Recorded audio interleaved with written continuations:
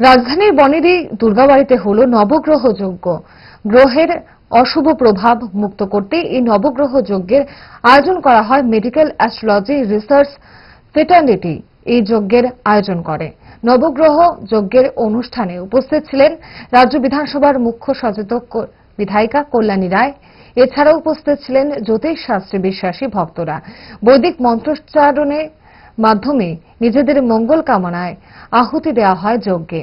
এই কর্মসূচিতে অংশ নিয়ে সংবাদ মাধ্যমে বিধায়িকা কল্যাণী রায় জানিয়েছেন, আজকে আগরতলা দুর্গাবাড়িতে মেডিকেল অ্যাস্ট্রোলজি রিসার্চ ফ্র্যাটার্নিটির উদ্যোগে বিশেষ করে ডক্টর সোমার ম্যাডামের উদ্যোগে যে নবগ্রহ পূজা আজকে দুর্গা মন্দিরে অনুষ্ঠিত হচ্ছে এবং গোটা রাজ্য থেকে যারা নবগ্রহ পূজা করবেন তারা আজকে এখানে সমবেত হয়েছেন এবং 9 জন পুরোহিত দিয়ে এই পূজা এখনই শুরু হতে যাচ্ছে।